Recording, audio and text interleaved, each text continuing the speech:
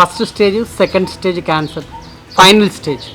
So ఏ stage వాళ్ళు వచ్చినా కూడా ఇక్కడికి నయం అయిపోద్దని నమ్మకంతో వస్తున్నారు. క్యాన్సర్ పెద్ద జబ్బు అని భయపట్టిస్తుంది తప్ప పెద్ద జబ్బు కాదు అది. ఫైనల్ స్టేజ్లో ఒక 6 నెలలు బ్రతుకుద్దని డాక్టర్లు ఫైనల్ చేస్తారు. కీమో ఇచ్చినా కూడా 6 ఏళ్ళు. వాళ్ళు ఎన్ని రోజులు బ్రతకొచ్చు మీ దగ్గర ఔషధం తీసుకుంటే? 6 ఏళ్ళు బతికేసి 6 ఏళ్ళు వాళ్ళని. 6 ఏళ్ళు. క్యాన్సర్ మరణం లేదు ఆయన. క్యాన్సర్ అంటే పెద్ద జబ్బు అనుకుంటున్నారు మీరు. అసలు ఎయిడ్స్కి ప్రపంచవ్యాప్తంగా అసలు మెడిసినే లేదు, మీ దగ్గర ఉంది అని చెప్పేసి అంటున్నారు. ఒక సండే రోజు ఎయిడ్స్ వచ్చిన వాళ్ళ రిపోర్ట్లు తీసుకోండి మీరు. కరోనాకు కూడా మీ దగ్గర మెడిసిన్ ఉంది అంటున్నారు. వందలాది మంది కౌగలించుకున్న కరోనా వాళ్ళను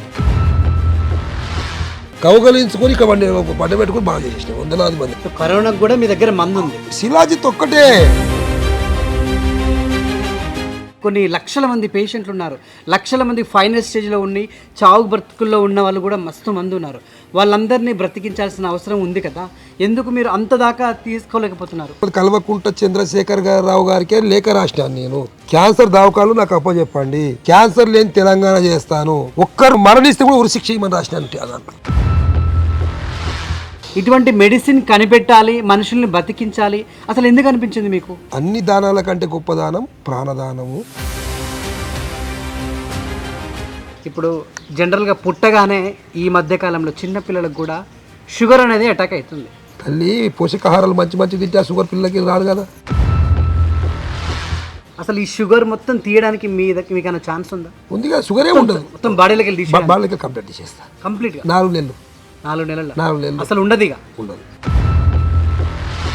గుండెపోటు వలనే చనిపోయిన వాళ్ళు మ్యాక్సిమం ఉన్నారు, 90%. మరి ఈ గుండెపోటు రాకుండా ఉండడానికి మీ దగ్గర ఏమైనా ఔషధం ఉందా? ఉంది.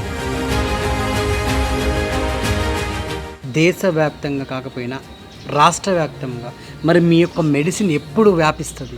రాజకీయ నాయకులు తెలుసుకున్న రోజు.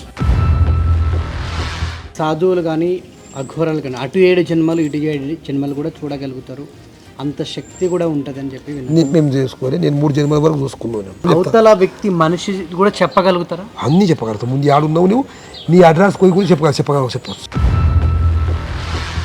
ఈరోజు అంటే తెలంగాణ రాష్ట్రానికి రేవంత్ రెడ్డి ముఖ్యమంత్రి ఏంటంటే కేవలం మీ దగ్గర పూజ చేసుకోవడం వల్ల చెప్పి నేను విన్నాను, నిజమేనా? నా శిష్యుడు ప్రియ శిష్యుడు ఆయన వచ్చేవాడు.